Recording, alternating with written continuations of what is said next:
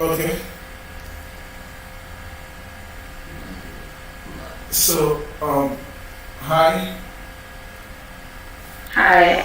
Yeah. Welcome to our live stream. Thanks for tuning in. We appreciate. So, I'm Chris. My friend, the voice you hear is Sam. We really appreciate having you in our live stream today. And we're going to be talking about COVID-19 issues in Canada. Yeah. So, Yeah. yeah. So, if you don't mind, like, I would like you to introduce yourself to the public. My name is Leah. Sorry. And I'm a general arts and science student. And I I was working in a grocery store, but I stopped because now my son, the school's closed, so I stay home to take care of my son. Okay. And I have been living in Canada for 38 years almost. Okay. Oh, that's cool. That's cool. Yeah, that's interesting to hear. So because we had the world pandemic really caused a lot of things to happen. Even here we are. It affected visually everyone in the world. So I think that yeah, no one is left out. No one is left out. Everyone can attest to it that they were being affected by this pandemic in one way or the other. So, if I may ask, how are you coping with life with the pandemic With right the now, with the pandemic, current yeah, with situation? the current situation now in the world, how do you try to manage it with your day-to-day life and everything? Uh, it's fine for me. I never really went out anywhere that much anyway, but now I mostly, the only time I go out is to go to the grocery store, to see my family a little bit, not too much though. Mostly staying at home. Oh, Not okay. too. Yeah, so that wouldn't be much of a problem for you because you're not really the outgoing person. So irrespective of the indoor and the whole lockdown, so I think you can still cope with the environmental system and the rest of them, right? Yeah. Oh, okay, okay, yeah. And also I did hear you're reading. You said you're reading further, right? You're studying further in your studies. Yeah, you said you're furthering it. So, how did it affect your studies currently? Sorry? How did it affect your study? Like you said, you're furthering your study, your education. So, how did it affect it? Yeah. Did it change anything, or do you feel like it's still the same, or there was a slight change and a slight imbalance like before, than before? Yeah. So what happened was the school closed, so everything was just all online. There was no more going to classes, and it was just working from home, just working on assignments, submitting assignments from home. And with the schools, it became more relaxed with the due dates. Like there wasn't any due dates. It was just like they were understanding of people being like maybe stressed or whatever. So they let us complete our assignments whenever we were ready to have them completed. Not like digital classes, Yeah. online classes. Yeah, that's more like online classes, right? I think most schools in the world actually try to adapt to that system. Yeah. Yeah. Oh, okay. And I also like the fact that they were able to understand people might be mentally disturbed and not putting pressure on people on the assignments. That's a very good way. That's a very good way to see that everyone are okay with this situation and everyone are not being traumatized. Sometimes the educational system could be kind of stressful, and when in a time like this, if the lecturers and everyone are putting pressure on everyone, I think like people can be like disturbed both mentally. It wouldn't be more of the pandemic, it will be including the pandemic trauma and the educational trauma because of the whole stress they have to submit this early, keep to this time and that. But the fact that they try to give you guys like no due date to submit whatever, and you can just do your thing and just like submit at the right time, right? Yeah. I think it's a very good approach. It's a very good approach in handling this whole pandemic in the educational system. Yeah, I think it's a nice approach. Yeah, and they did that for the younger kids as well. There was, they had due dates, but they didn't have to get it in on time. They gave more time for students that needed it, and they had online classes, but they didn't make it that it was mandatory to attend the online classes. I see. Oh, that's quite impressive. That's quite impressive. It's impressive. I think even here is quite similar to what's really going on there, because here it was more like the online classes and stuff. So we're doing more the online classes, submitting everything on the online and stuff. So they try to like find a way to adjust to the system. So I think we thank God for technology. If there was no technology, I think it would have been quite difficult for all this to have been managed. Yeah. So I just want us to like boil down to some few questions. Like, so basically we have like several questions we already have to ask you as relates to Canada. We know Canada is a very nice country and a very organized country. Yeah. So we just want to know, like, how is the virus case currently now in Canada? Like, can you give us a hint of what's the situation now in Canada, like in general terms?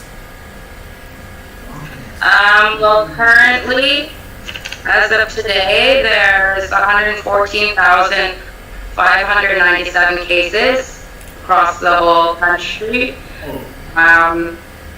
And the highest amount of cases are in the province of Quebec, with almost 60,000 cases.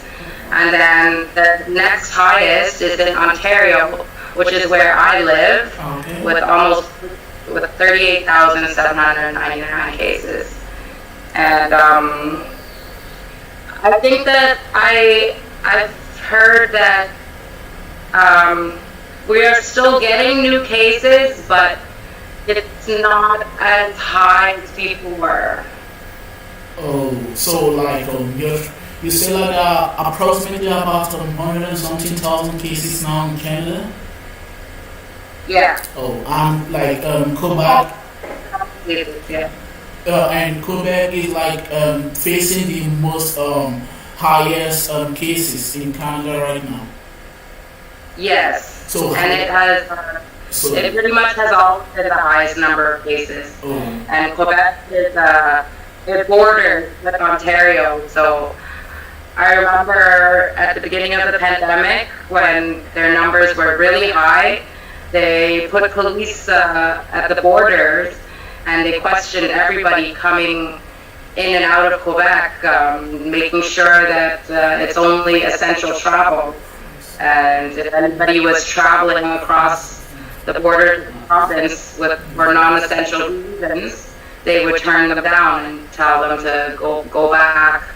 Like say someone from Ontario wanted to go to Quebec for some reason, but it wasn't an essential reason, they would tell them like, no, you can't come in, you just go back home. Okay. So crossing the border, you have to have a very good reason to want to travel from one state to the other.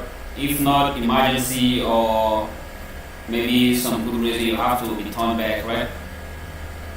Yeah. So how many minimum cases do you guys have like daily now? Like when we say we have daily cases of COVID-19, like minimum, how many? I'm not too sure about that, but I know that in my city of Ottawa, we're in the double digits of cases. So. Okay. Okay, so you do have double digits of cases every day in your city. Yeah. Yeah, I think the government like trying to find a good preventive measure because in a time like this, people are used to traveling just to travel. Some people just travel for fun. So I think at this time they won't be able to travel just for fun. They need to have a very vital reason for traveling. So I think they have a very good preventive measure in trying to handle to prevent the spread of the virus. Well, it was at the very beginning. It was like that nobody went anywhere unless they had to. There was no traveling for fun or anything. The only thing that people were allowed to do was to, like, you could go out for a walk. But now that we're in phase 3 of reopening the country, reopening the province, reopening the city, now people are traveling. People are going to the beach. People are going to the parks. But there's a limit to how many number of people you can have in your group. Like in phase 2, you could only be in groups of up to 10 people. You couldn't have more than 10 people in a group. But now that we're in phase 3, we can now have up to 50 people. So it literally went from lowest to highest of people you can go up with. Yeah, there was a time when you couldn't gather in groups of more than 5 people. Yeah, like what is happening right now in Australia. Australia is going to New South Wales. Australia is going right now to stage 3 of lockdown because now they have more than 100 cases, 200 cases daily.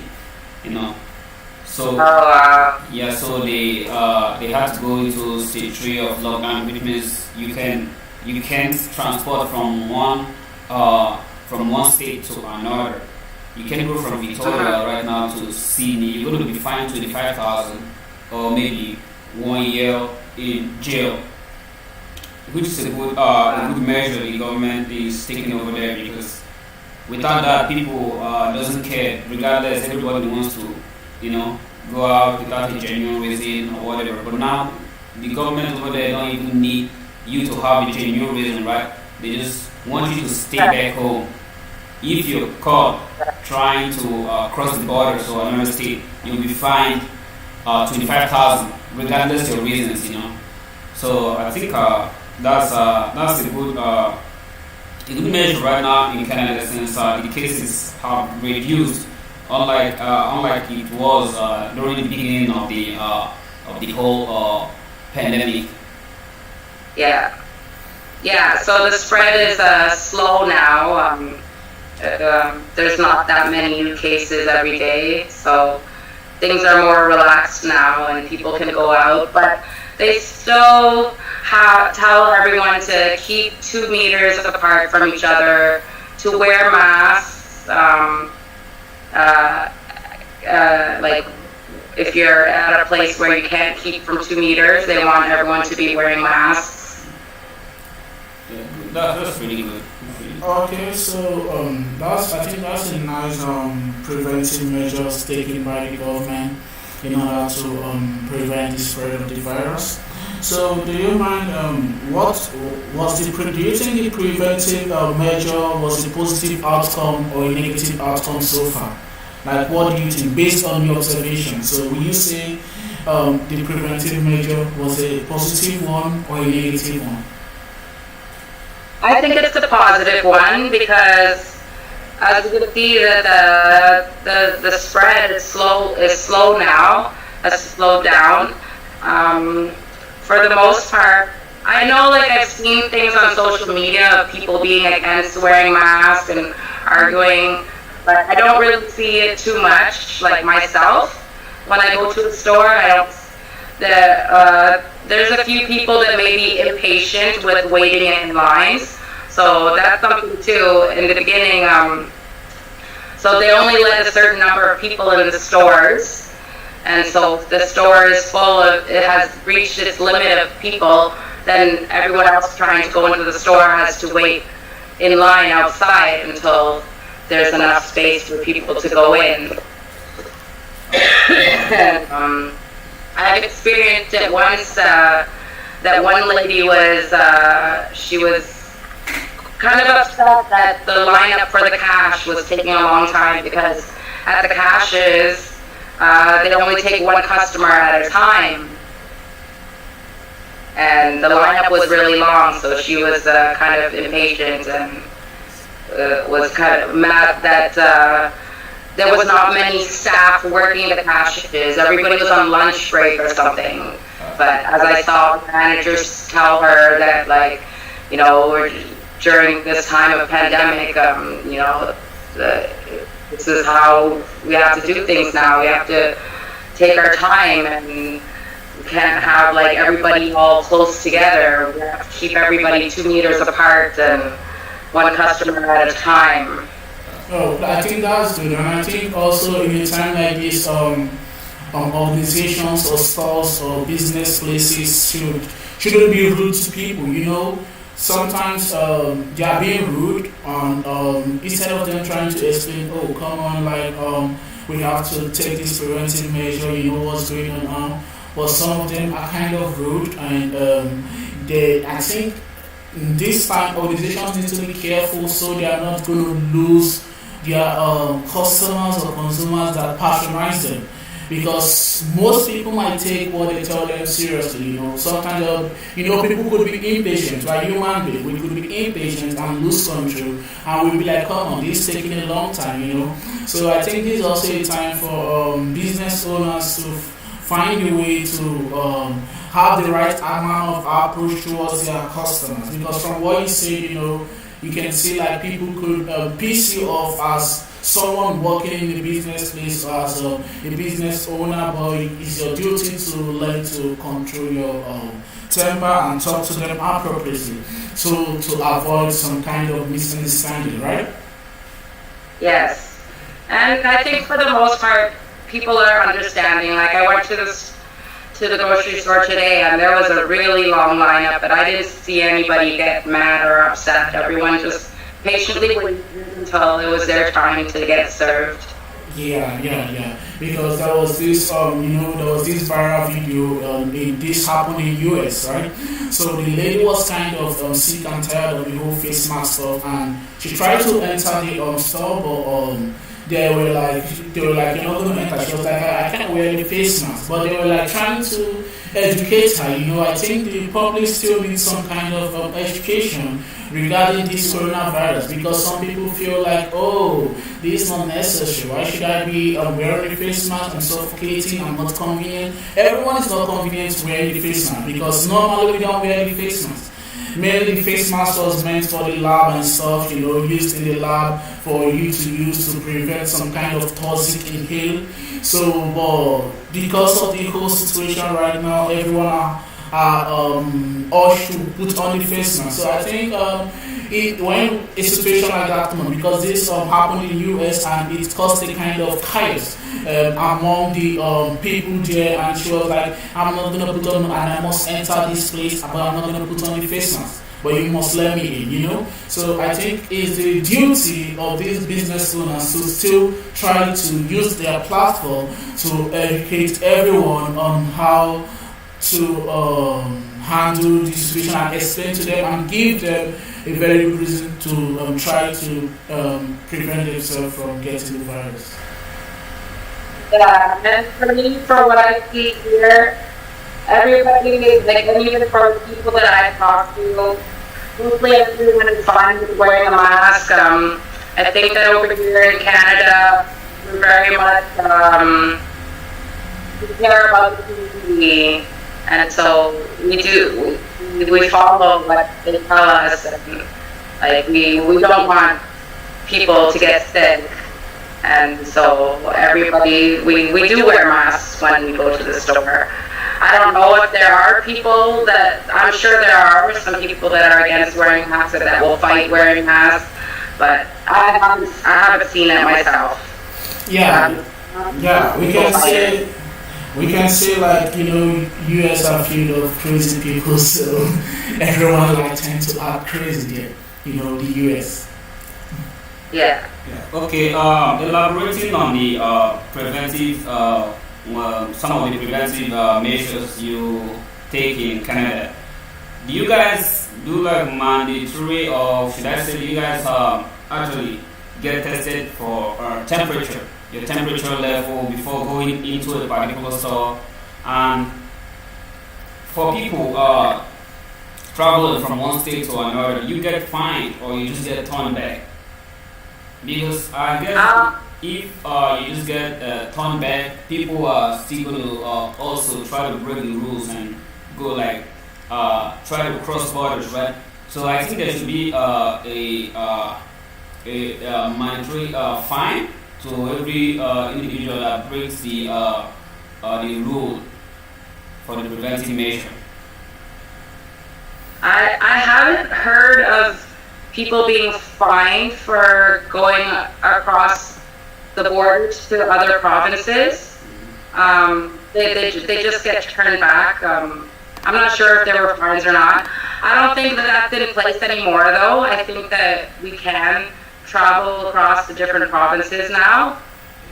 And as for mandatory masks, that just started a couple of weeks ago, that they started to put in place that you have to wear masks for indoor public places and anywhere in public outdoors if you can't maintain the 2 meters apart from each other. Oh, okay. I think that's quite impressive. Like you guys are doing pretty great, trying to prevent the spread and trying to see whether the world can come back to normal, to avoid prolonging this whole situation from taking a long time. Yeah, I think that's quite impressive. So also I want to ask based on your observation, can you say the government did a great job in managing the crisis or not? Will you say the government did a great job in managing the crisis based on your observation? Like, do you think they did a pretty great job in managing the crisis? Yeah, I think that the government has done a great job in managing the crisis. Our Prime Minister, Justin Trudeau, I think he's led a great example.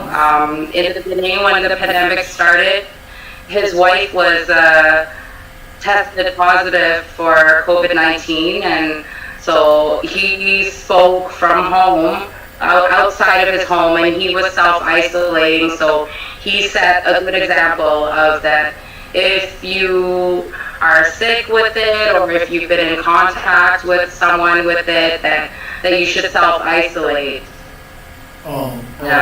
Okay, yeah, I think that's good because I based on what the science people say about this virus, they say like it doesn't really shows up immediately that you have the virus. I think they say it takes like 14 days, right? Before it 14 or 7 days to show up before you have the virus. So I think that's why it's important that when you get in contact with someone that has this virus, you should try to isolate yourself and keep yourself distance from others to avoid them spreading the virus without knowing, because it spreads so easily, right? Just touching, and sometimes we can be conscious. Most times we touch different places, and next thing we put our hands in our nose And that's just the thing. We're not perfect. We're human, so we can always make mistakes. That's why they try to say we should isolate ourselves, keep good hygiene, keep good personal hygiene by trying to wash our hands, sanitizing and making sure we're clean. Because we can't tell who touched this place while we went out, or who did this while we went out. We can't tell. We can't tell where they have been. So it's just so easy for the virus to spread and stuff. Even though there have been a lot of rumors that high temperature can kill the virus and stuff, but I think the best way to prevent this is by being careful and not going play around and moving about for no reason. We should have a very vital reason why we move about than listening to what the scientists say, because there have been a lot of controversies concerning this virus since it started. I guess you know about the controversies going on when they say like that high temperature is going to kill the virus, stuff like that. Do you have an idea about it? Sorry? Like the controversies going on about the virus, like they say like high temperature kill the virus, high immune system kill the virus. When you're under high heat of certain degrees Celsius, it's going to kill the virus. You have any idea about those controversies? Yeah, well, they do tell us what the symptoms are, and there is a telephone number that you can call to speak with the nurse, and that will ask you questions about what kind of symptoms you have, and then you can go and get tested if you're worried, if you feel like you might have it. They have clinics where you can go and get tested. But they don't, I haven't seen any places where they check your temperature before going in. They haven't done that. Oh, you guys don't do that, right? No. Okay, talking about the they'll just ask you, or just they just tell you that if you are sick, to stay at home, to not go out anywhere. Okay. Moving forward. And also, when people come from outside of the country, like say that they were outside the country and they're coming back home to Canada, they ask them to self-isolate for 14 days. They have to self-isolate or stay in the airport to... No, they stay at home and self-isolate. They stay at home and self-isolate at home. Okay. And talking about the government setting good examples. I think different countries and different leaders differ. Like in the United States, President Trump does not normally put on face masks. He goes out without face mask, goes to press conferences, doesn't even do it visually anymore. He makes sure he's right there, taking questions live and stuff. He doesn't care about the people, and he's not setting good example. That is why the cases in the United States right now is like more than the whole wide world right now, because there's no good example from the people. There's no good example from the government. Unlike Canada, the Prime Minister over there, when his wife got tested positive for COVID-19, and he also went into self-isolation because he might have come in contact with his wife or whoever. I think that is a good example to show the people from the leaders, which is a very good reason. Canada is one of the best countries in the world right now. Oh yeah. So I think they've done a great job by doing that. So also I would like to know how was the government able to reach out to the citizens and non-citizens in a time like this? Because now businesses are on a pause. No one is working. Some people don't have any source of income anymore right now. Some people businesses have to go shut down. because of this virus. Some are not opportune to open their business. And so, how was the government able to reach out to them, like support them in any way or in any form? Like, how were they able to reach out? The government has provided aid for the citizens, like with the Canada Emergency Response Benefit. Anyone who is eligible for that, anybody who has had to stop working because of COVID-19, they're able to get $2,000 a month for up to 24 weeks. So up to before they said that they would give that funding for 4 months, but now they've extended it to 24. Oh, so now it was extended to 24 weeks, right? Yes. Oh, so like if you're not working and if you don't have any source of income at the moment, so the government is going to support you, right? Yes. Okay. And they also provided aid to students as well, to post-secondary students that are not able to work because of COVID-19. They're also able to get they get $1,250 for 4 months, from May to August. They get that. Oh. Is this just for Canadian citizens or both migrants and like you said students from international students, and do they still benefit from this government fund, or is strictly only for Canadian citizens? That I am not sure. I think that it is for other immigrant students as well, as long as you're residing in Canada. Oh wow! I think that's cool, since like all the foreigners can get this assistance from the government also. Yeah, it shows like there's no sort of discrimination or sort of leaving anyone behind. I think they are being fair. Yeah, since you reside in Canada, and also some people also work in Canada, and also now at this point they are not working anymore, and everyone are pushing together. I think it's a nice approach by the government.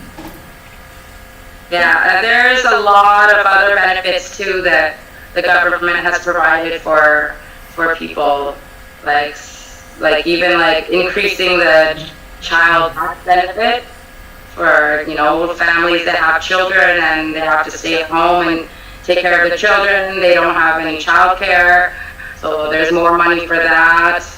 And then they also help the businesses as well. Oh, okay. So they supported businesses.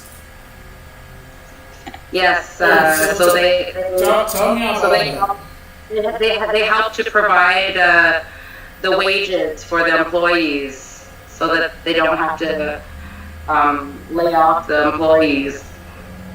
Oh, so like people that own small businesses, they help them pay their employees so that they don't have to bear the burden, because at this time there is not much income, right? Yeah. Oh, I think that's cool, because in a time like this, most businesses are going to go bankrupt. Most businesses are not, they're not going to be able to cover up for whatever they lost, because there is no sales, nothing is coming, nothing is going out. So there is going to be lots of losses. For instance, even those that are doing like the let's put them like, for instance, the taxi drivers. Like their work wouldn't be as steady as before. What's that? Like those that do the taxi driving, like those that do the taxi driving, those that drive the car, those doing the cab driving. I think, since their work won't be as steady as before, so I think it's going to help them also. Yeah, so people that are still working, but they're not working as much as before, they're able to get like the money to compensate for their loss of income. Okay, so the employment rate in Canada right now is still the same, or maybe some people have literally lost their job due to the COVID-19? Yeah. You think a lot of people lost their job, I mean, worldwide due to the COVID-19, or in Canada, do people actually lost their job due to the virus? Yeah, I think some people have lost their jobs because of the virus. Which means the employment rate right now has reduced, I guess. I'm not sure exactly, but I feel like it has. There are people that are not. A lot of people are not working now. Yeah, but I think it wouldn't be a problem since the government provided like this emergency financial support. The those that are not working, I think they are able to survive, right? Yes. Oh, okay. I think that's a good one. That's a good one from them. That's quite impressive also because people won't be traumatized mentally because in a time like this, if most government are not able to provide this financial support to their citizens, lots of people are going to be. It's not going to be like more of the crisis alone. It's going to be including like people who be suffering from poverty. The poverty rate will increase, but I think with this support, I think it could subsidize some situation, and most people will be able to cope and stand in hard times like this. Yeah. Oh, okay, yeah. So, what about like? Let's talk about the government sector. Like, what is the economic state of Canada right now? Like, is it still on the? We will say is on a high level. It went down drastically, or is it still maintained, or is normal? Or what would you say is the economic state of Canada right now? I think it's gone down a little bit. Business is slow. I mean, people are not out spending as much anymore. They're kind of spending on what's necessary. So I think the economy has gone down a little bit, but not as bad as when there was that financial crisis in 2008. But I think that once things get better and things open up more, the economy will rebound. Oh, so there was this financial crisis in 2018 in Canada. Yeah. So you're saying like even in the pandemic and like this is Yeah, I don't think that it got as bad as then. oh it didn't go as bad as then. No. Oh, so that's I think it's a kind of maintained and it's still stable, right? Yeah, it's just gone down a little bit, but not as much. And if there's a second wave, then the economy will go down again, but I think not as bad as the first wave. Oh, okay. That's really nice. That's really nice. That's really nice since it didn't go down drastically because most countries are experiencing this drastical economical shake.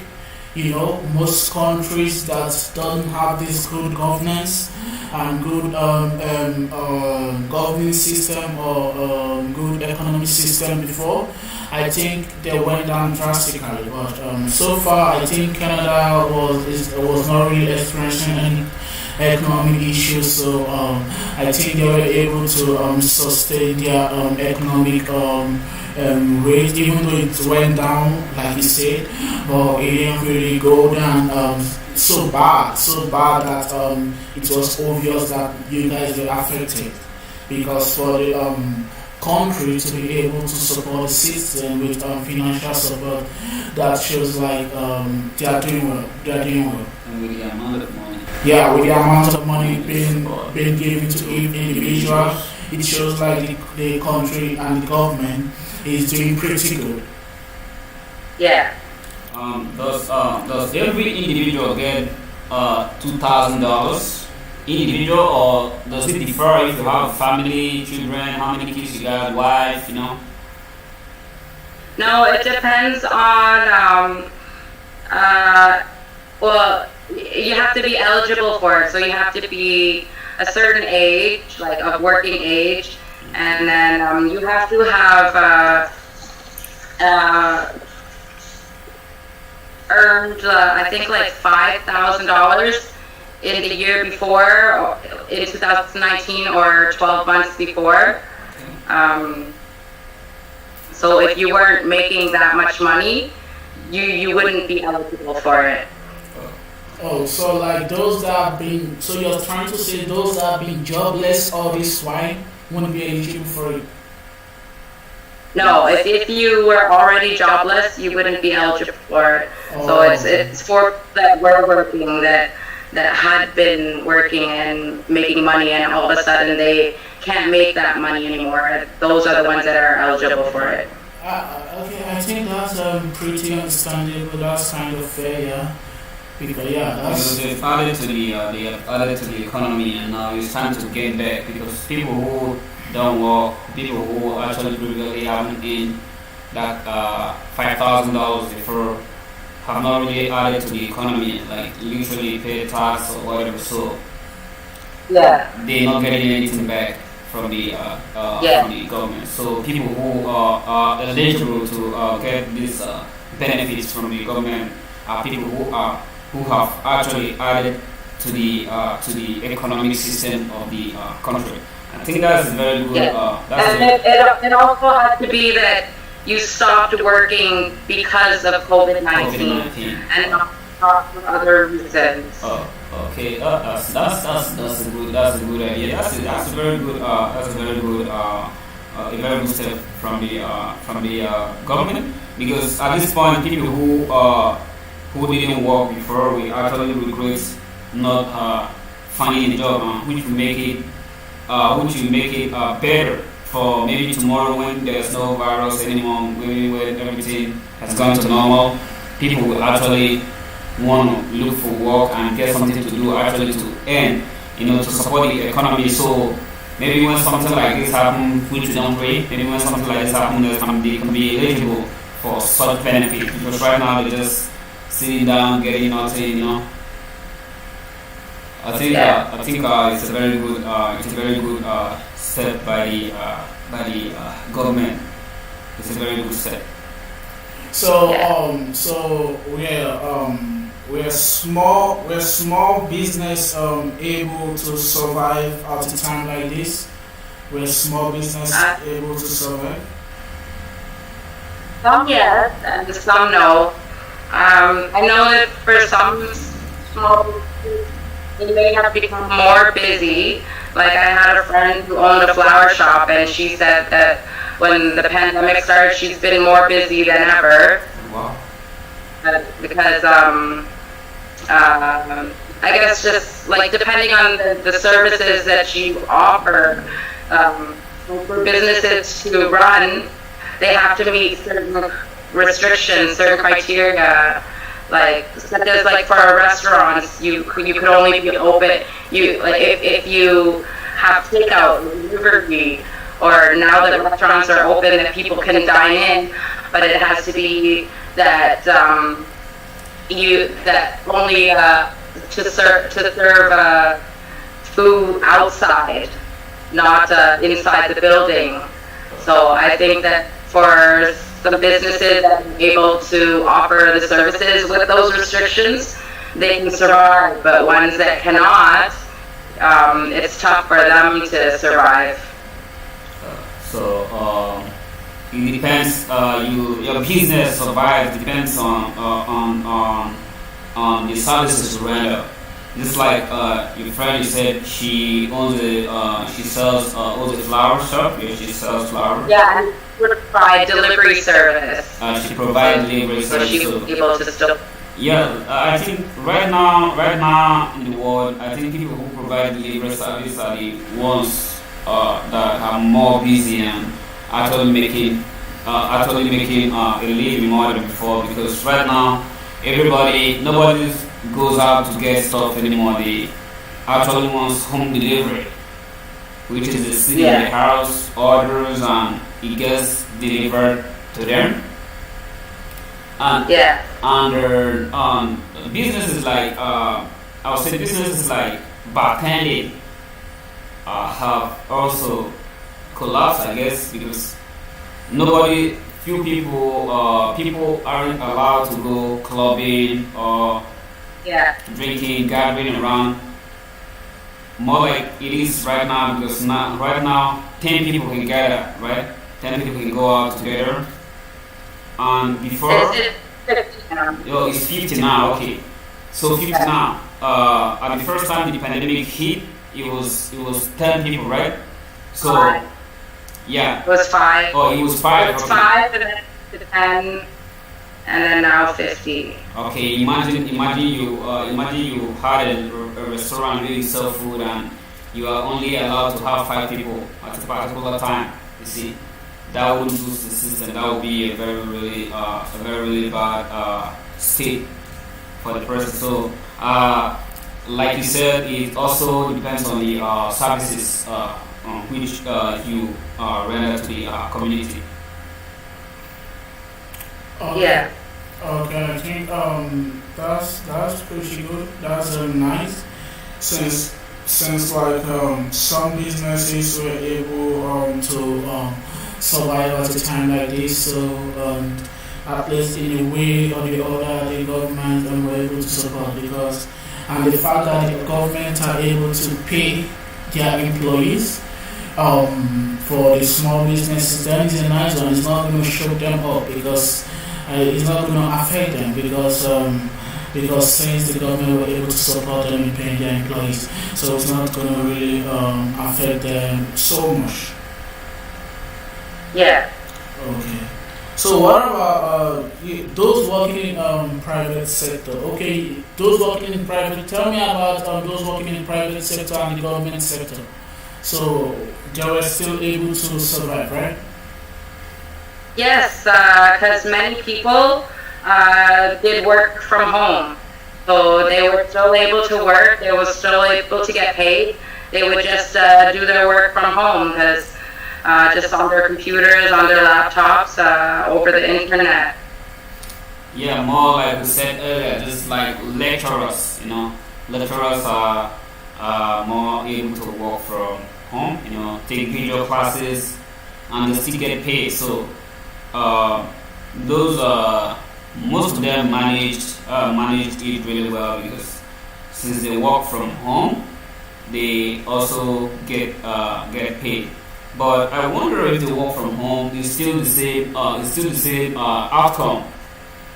Like they work from the office and literally go to work visually or just work at home, sit in the computer. But I guess it's still the same outcome, or maybe. Is there any different? They'll still have the same expectations of a certain amount of work to get done. Okay, but will you say like there were slight changes, like anyone was affected in any way, like not everyone are really used to the online stuff, so will you say like there was some kind of changes, like people need to adjust the way they go about their day-to-day activities? Will you say so? I think that it may have affected some people. Some people like to go out to be out, but for some people they like to be at home, so it would have been okay for them. Yeah, it affected the extroverts. I think there's a couple of people who wouldn't actually like to stay at home for a long time. They like outdoor activities, go out to the courts, jogging and stuff like that. I think it has affected them. Then because now actually you can walk around freely. You just have to sit 2 meters from each other, and you have to have your mask on, right? Yeah. Yeah. So the case has eased right now, because before it wasn't like this. You wouldn't be going about walking around 2 meters. Nobody wants to see you out at all. So it has eased a little bit more, like it was the first time it was the COVID-19 hit. So everything is going for the best now, I think. So Yeah, so like some said like everything is gradually reducing. The world is getting better and trying to recover, and people are also finding a way to survive and go back to their normal way of life. We know it's quite hard, and everyone has really going through some kind of trauma because they're trying to adapt their day-to-day activities with this current situation. Because there are people that usually they don't feel really comfortable if they don't go out. There are people that are used to going out and used to going around. Though yours is quite different, right? So you say you're not really an outgoing person, so so you try to adapt to it. Yeah. Yeah, it wasn't really much of a problem for you to adapt to the current situation at hand right now. No, and I can talk to my family and friends on the phone. I can video chat with them. Oh, okay, that's good. That's where technology has brought us to, Yeah, that's where technology has brought us to. Yeah, we really think we are really grateful for the technology and everything, because I think if there wasn't this technology, if there was no the application and stuff, we wouldn't be able to do some certain things in a time like this. So I think it's really nice like for the advancement in technology, and of which everyone needs to adapt to it. Even the Asian people. The Asian people are not used to the technology stuff. They still like the analog way of life, right? So I think at a time like this, the Asian people need to try to get used to the technology, right? Yeah. Okay. Yeah, they learn. Yeah. So we also, I think we've talked about how the government was able to support small businesses. So aside from them helping the small businesses to pay the workers, was there any other thing that they like helped them in doing? Did they support them in a way? Like aside from helping small businesses to pay their employees, was there any other way they helped? They supported the small business owners. Well, there's also they created new jobs and opportunities for the youth. So there's 116,000 new job placements and opportunities to help students find employment and learn skills over the summer. Oh, wow. So that's really nice. Really nice. Yeah, that's they try to provide jobs for students to make some money themselves. Yeah, I think that's a lot. Like 16,000 job opportunity for the youth and the students to make money themselves. That's a lot. That's really nice. At least they're not going to stay idle doing nothing and whiling away their time. They were able to provide some kind of learn good skills job, and job they are able to like adapt to and learn new skills. They were not just idle at all. At least they were able to benefit one or two things even during the pandemic. Yeah. Okay. So finally, let's talk about the educational system. How is the educational system? Just give us in general terms, like how is the educational system now in Canada? Like how is it? How are they coping? How is everything there? So courses are mostly online, but now that that things are opening up more. At the colleges, they allow the students to come only for, like, say they have to be in class, like lab, or to take exams. So they have students come in to do that, but otherwise everything else they are learning all online. And with the kids, there's debate about whether they're going to open the schools back up in September or not.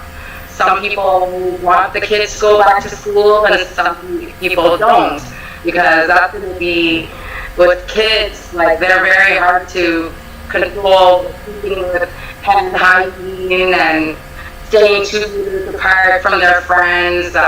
So there could be like the coronavirus could spread very easily if they open the schools back up. But then also, if they don't open the schools back up, more parents are not going to be able to go to work because they'll have to stay at home to watch their kids. Yeah, because kids don't know the personal hygiene. They can touch anywhere straight to their face.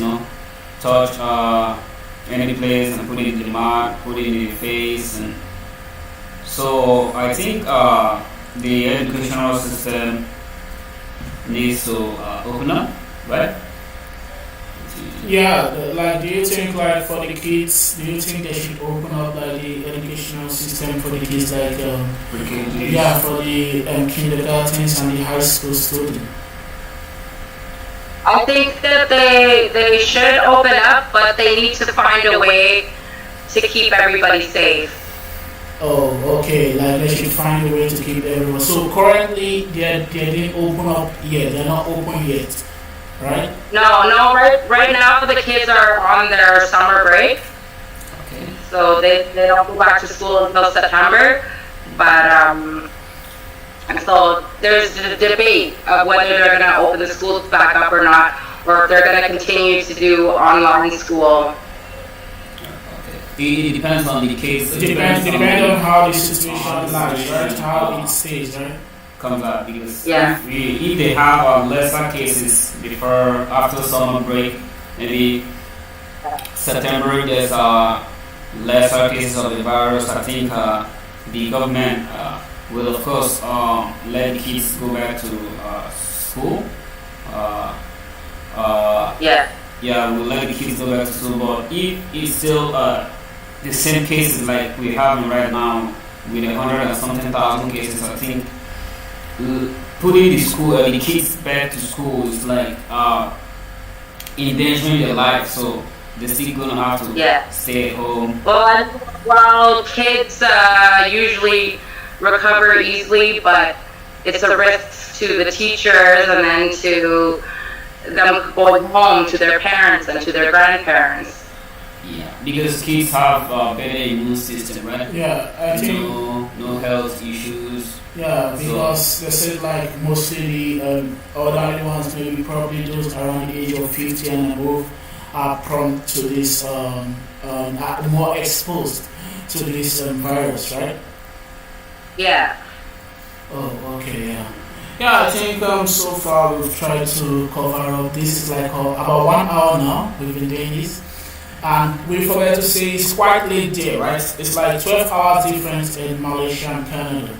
It's almost 11 p.m. It's almost 11 p.m. Yeah. We really appreciate the fact like you were able to like squeeze out of your schedule, because we know you're quite busy with other stuff, and so like you were able to squeeze out from your schedule to be part of this live program, and you were able to share with us what was really and actually going on right there and back there in Canada. Yeah, I think it's really nice we were able to hear from you, and you really gave us deep insights about everything. And we really appreciate having you here, taking your time to talk to us. We are sorry if we take any of your personal time. Maybe you got something to do, or you should be sleeping, right? Because it's 11 p.m. over there, so you should be sleeping. But you took out your time to actually do this with us, regardless. We really appreciate it, and we also want you to stay safe, keep a preventive measure, make sure you wash your hands, put on masks, and just be safe, and we pray everything will go back to normal soon. Yeah. Yeah. Yeah. So we don't know if you have anything to say as we just try to Thank round you. up. Just I think things will get better. It's tough right now, but things will get better. Yeah. We just keep believing and hoping for the best. Yeah. Yeah. Okay. Thanks a lot, Lee. Leah. Leah, sorry. Leah, sorry. So thanks a lot. I really appreciate it. Thanks for having you here. Thank you very much. And Okay. we'll see you around. Yeah. Bye. Okay, bye. Bye. Yeah.